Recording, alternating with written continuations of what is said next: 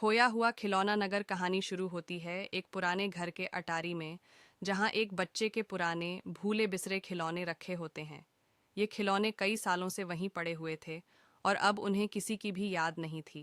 लेकिन एक रात जादू की रोशनी अटारी में फैली और सभी खिलौने अचानक जिंदा हो गए। वहां एक पुराना टेडी बियर था जिसका नाम था भोलू, एक गुड़िया जिसका नाम था रानी और एक लकड़ी का सिपाही जिसे वीरू कहा जाता था।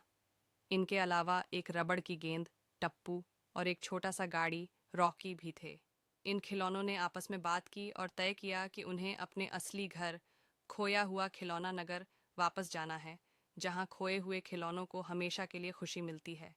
लेकिन खिलौना नगर तक पहुंचने का रास्ता आसान नहीं था। उन्हें कई मुश्किलों का सामना करना था। सबसे पहले उन्हें समय की नदी रिवर ऑफ टाइम का सामना करना था। टाइम पार करनी थी।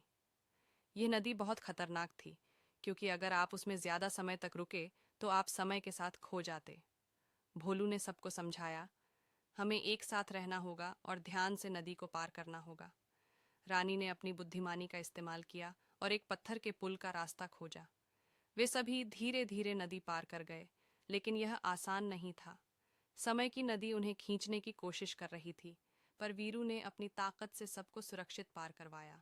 अब उनकी यात्रा का दूसरा चरण शुरू हुआ, रेत का रेगिस्तान, डिजर्ट ऑफ डस्ट। यह रेगिस्तान इतना बड़ा और डरावना था कि कई खिलौने यहाँ खो गए थे।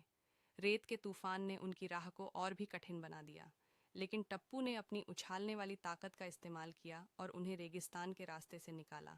लेकिन रास्ते में उन्हें एक बड़ा रेत का दैत्य मिला जो किसी को भी आगे जाने नहीं देता था। वीरू और रॉकी ने अपनी ताकत और चालाकी से उस दैत्य को हराया और सबको सुरक्षित रास्ता दिलाया। आखिरकार वे सब खोया हुआ खिलौना नगर के द्वार पर पहुंच गए। वहां पर एक जादुई दरवाजा था जो तभी खुलता जब कोई सच्चे दिल से उसे खोलने की कोशिश करता। भोलू ने दरवाजे के पास जाकर कहा, हम सब यहाँ इसलिए हैं क्योंकि हम भूल गए थे, लेकिन अब हम एक परिवार की तरह हैं। कृपया हमें हमारे घर में वापस जाने दो। दरवाजा धीरे धीरे खुला और खिलौने नगर में प्रवेश कर गए। वहां का वातावरण जादुई था। रंग बिरंगे फूल, खिलखिलाते खिलौने और संगीत की ध्वनि से पूरा नगर जीवंत हो उठा। अब सभी खिलौने खुश थे, क्योंकि वे अपने असली घर वापस आ चुके थे। सीख: इस कहानी से हमें यह सीख मिलती है कि चाहे कितनी भी कठिनाइयां क्यों न आएं, अगर हम एकजुट रहें और सच्चे दिल से प्रयास करें तो हम अपने लक्ष्य तक जरूर पहुंच सकते हैं।